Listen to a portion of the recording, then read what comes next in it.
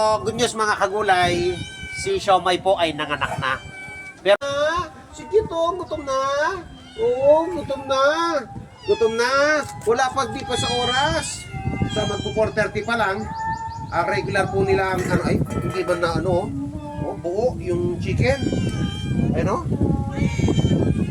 Ito lang eh, sapat na sa isi eh. Ano, buo, hindi nahimay. Oh. Hindi nahimay ng ano, may mga buo-buo. So mga kagulay, gutom na po yung mga ating mga alaga. Oo, hindi pa oras. Di ba may oras kayo? Oo, akala mo naman gutom na gutom eh. So good news mga kagulay, si Siomai po ay nanganak na. Pero ang laki po ng bukol na parang atay na ganun kalaki na lumabas po sa kanya mga kagulay. Tinapong ko lang. Akala ko nga baby pero hindi siya baby. Para bang yung isang atay, yung parang atay na malaki, lumabas po sa kanya, kasabayin po ng kanyang panganganak. So tatlo po yung baby niya. So napansin ko sa healthy naman. So sana tuloy-tuloy. At bukas po pakikita ko po yung baby ni Siomai. At yan po kung pinapakain na po namin doon. May tinik po. Yung mga tinik na ganito, delikado ito. At tinatapon po yan. Kaya minsan kahit may tinik, inaalis po natin kapag nahihimay din po natin may tinik. Tulad po niya, no? So, gutom na. Asa si cute? Asa si cute? Eto, mama si cute, oh. Ay, cute din, oh. Ang cute nila. Snow. Asa si cute? Ay, si cute, oh. Ang ganda ng mata, oh. Ang ganda-ganda naman, no? Bukas paliliguan kayo. Ano na? Actually, mga kagulay, magpo 4:30 na. So, ito na po yung time na pagpapakain po natin. So, sandali lang. Sandali lang. Tapos, yung kittens natin ngayon, ilan? Ano, naku. Kittens pa lang natin, 13. So, ay 4, 5, 9, at saka 3. Naku naman, 12 kittens. Yung maliliit, hindi pa kumakain. Tapos, ito pa. Tapos, sa bahay, may alaga pa rin po tayo. So, sana naman, please lang, wala na magtatapon ng pusa sa school. No? Malagaan yung umayos.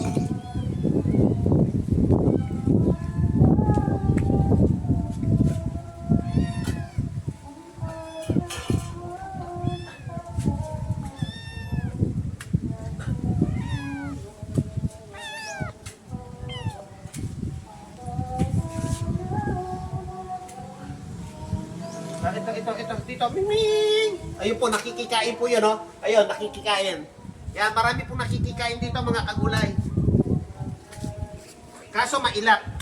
Ang dami pong nakikikain dito, kaso mailap. May maliban doon, may black.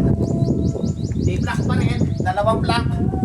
Isang kamukha po ni Bulacan. Yun po yung mga nakikikain dyan. Ay, sel, yung isang buong manok, kukunin nun. Chicken kai.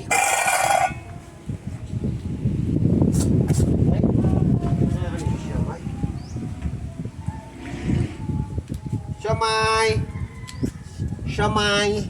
Bagong panganak si Siomai. Dito si Siomai. Wag Siomai dyan. Ay, kay Siomai yan. Kasi nanganak si Siomai. Ito si Siomai. Lumiit na po yung tiyan. Nanganak na. Mukha namang healthy po yung mga anak ni Siomai. Yan o, biglang lumiit po yung tiyan. At ang laki po ng, ganito po kalaki yung lumabas sa kanya. Sinlaki po ng mga baby. Kaso kung paano mo nakita yung atay. Ganun po. Hindi po siya baby na namatay, kundi talagang sinlaki po ng parang atay na po ng manok kung titignan natin. Kaya siguro yung iniinda dati. So, tinignan ko po kanina eh. Tinapon ko na lang, nasabi lang po ng manugang na nanganak na. So yan. Oy, doon kaya, wag ano dito. Wag pasaway, ang dami to, no? Ito. Dito oh. Ito. Ang dami walang kumakain dito, isa. Ito pa, 2. 3. Walang kumakain. Nakabilang yan. Ay, sikit. Ito, sikit. Sa'yo to. Kain ka dyan. Sikit. Ayaw?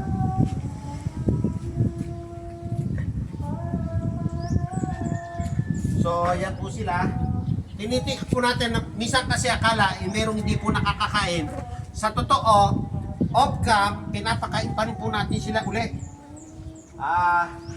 Tingnan po natin, tulad ngayon, lahat kumakain po. Nakakakain po yan, may mga sobra pa nga. At tingnan nyo naman yung pinakain ko kay siomay kung gaano karami. Kumbaga sa goto, siomay, yung sayo, overload. No, siomay? Kasi nanganak si siomay, love ko to eh. Kumbaga overload, no, siomay?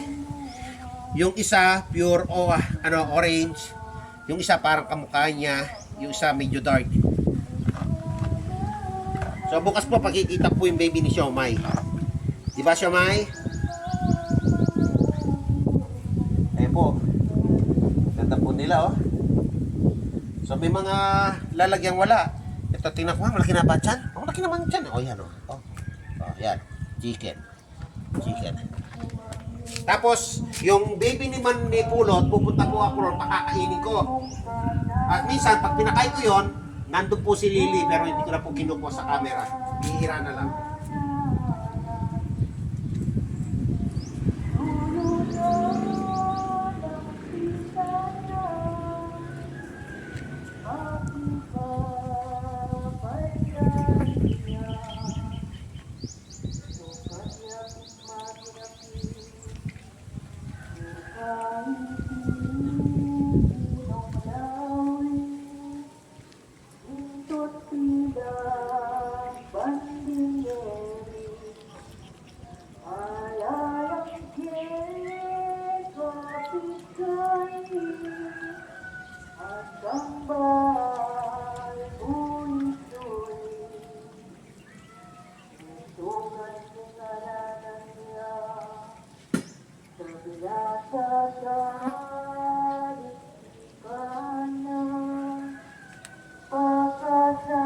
So malakas naman po silang kumain mga kagulay. Yun nga lang, ito talagang pero pinakain ko po ng treats kanina to eh. Hindi po kasi nakakakita mga kagulay kaya ganyan. Yan oh. Hindi po kasi siya nakakakita kaya kailangan na talagang suporta. Ito, okay na po yung mga mata nila, hindi na siya nalang gumuta, pero isang linggong gamutan pa yan. Ito naman talaga hindi nakakakita. So ito yung kawawa. Ito, tingnan nyo po kumain. At kung hindi mo sila aalalayan, wala rin. Mamamatay din pag hindi mo inalalayan ng pagkain talaga. Talagang survival po talaga sa kanila. Tingnan nyo naman po ito. So, bubusugin lang po natin mga kagulay. Tapos, nakahanda na po yung medical kit natin. So, ayan po yung medicine kit po natin. Nakahanda na po. At kompleto po yan. So, antibiotic, eye drops, cream. Then,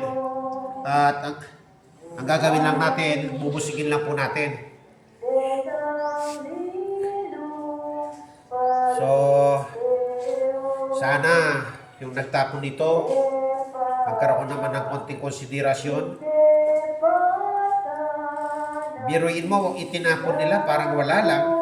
Obligasyon nila. Ay, busog na kayo. So, parang gusto ko na rito sa mga kagulay, hindi ko na po sila ikukulong. Kasi natutulog po sila dyan. At hindi ko na po sila ikukulong, lalagyan ko po sila ng malaking kumot. Yung kumot natin doon, ilalagay ko ron para ihigaan po nila. Hindi ko na po sila ikukulong. Basta't ito po yung pinakabahay nila, yung mismong room ko. Makain siya.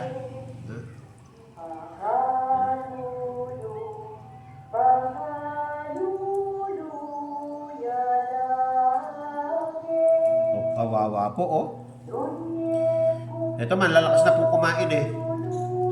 Isang linggo lang na tuloy-tuloy yung ganitong uri pagpapakain, masustansya, sisigla na po yan. Yun nga lang, ito ang inaalala ko, baka hindi po siya makakita kasi yung mata niya parang nagka-damage talaga. Ito okay na, hindi na po nagmumuta.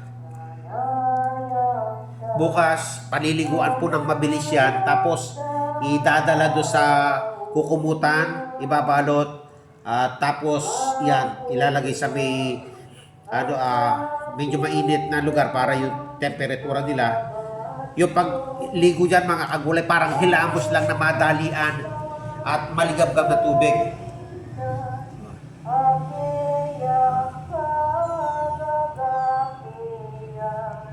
Oh. Malalaki pa po yung tiyan, malakas naman po silang kumain. Ito magaang, ito pinakamagaang. Ang gaang po nito. Malaki na yung tiyan na ngayon, no? Kaso ito talagang suporta kasi hindi nakakakita po eh.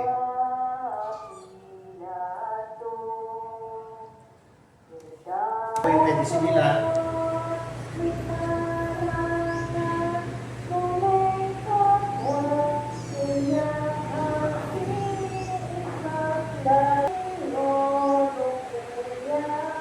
tumot. Hindi ko.